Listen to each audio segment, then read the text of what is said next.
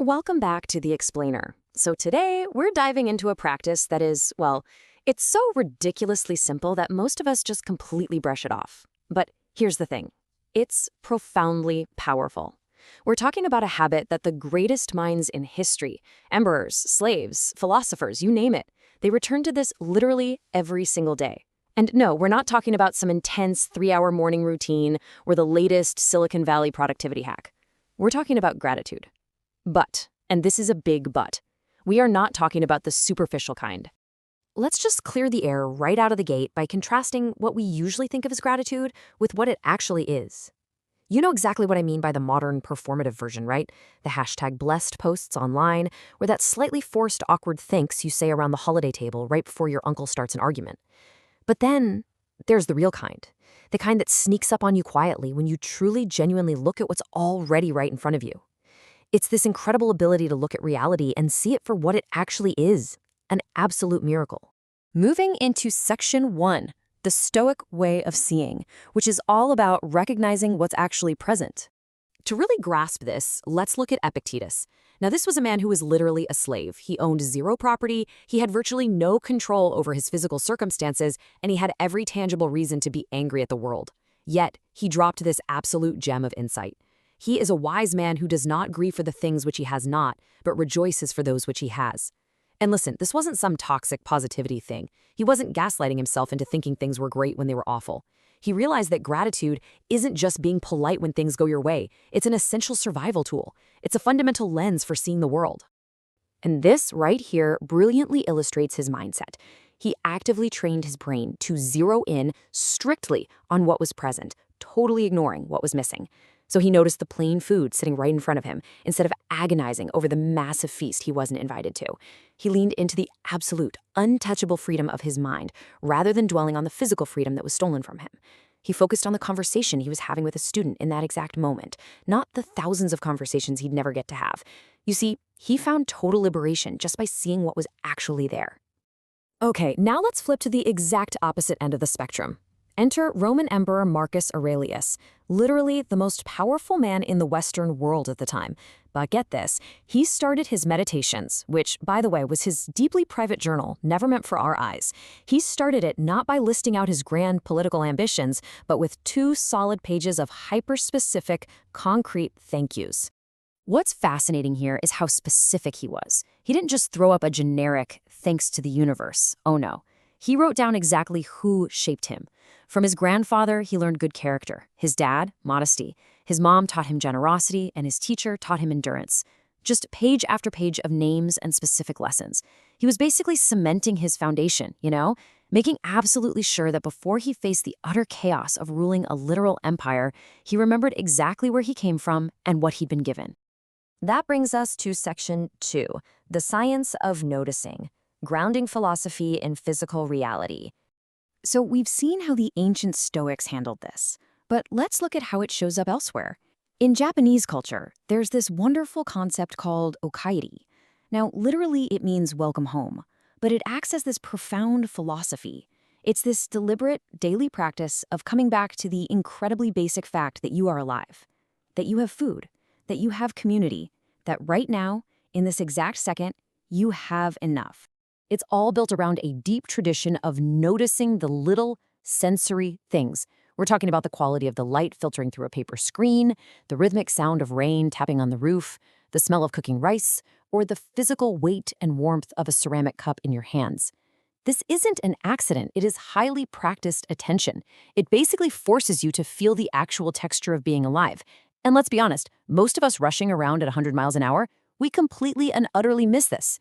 They take the ordinary and make it extraordinary, literally just by paying attention.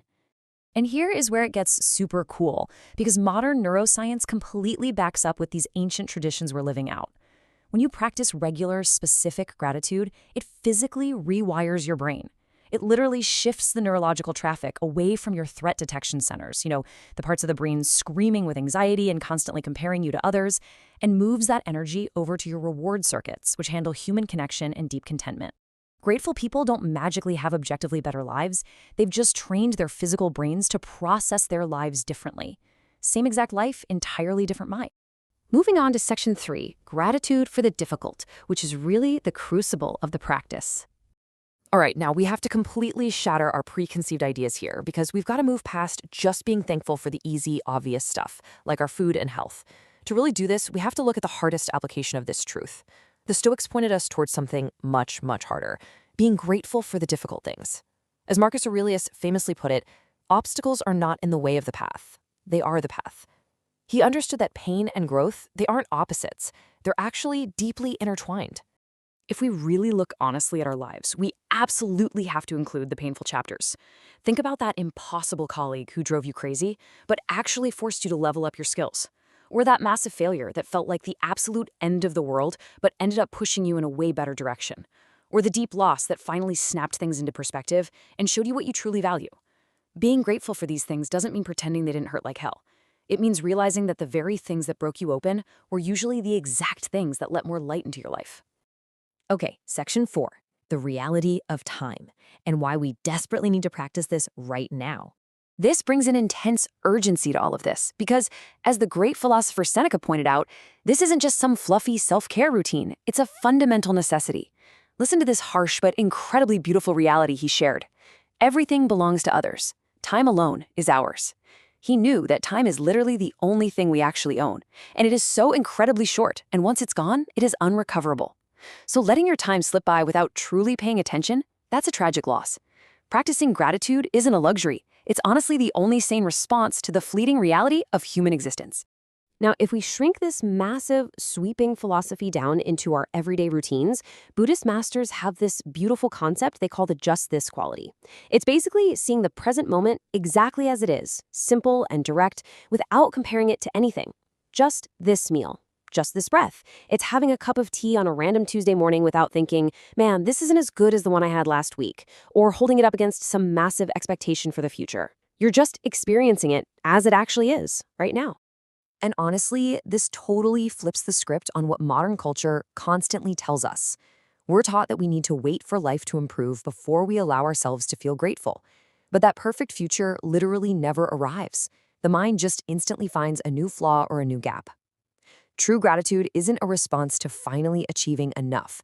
It's the fundamental superpower of discovering that you actually have enough right now, exactly where you are sitting. It is the very substance of a good life. Which brings us to our final section, section 5, your practice for today. Let's get into the immediate challenge. So, instead of asking you to make some huge, grand gesture or mindlessly scribble down 20 things in a gratitude journal, I want to give you one highly actionable step. Step 1, just pick one tiny specific thing today. It could be the way the morning light comes through your window or the sound of someone you love moving around in the next room. Step 2, hold it in your mind for just one full breath. Really hold it.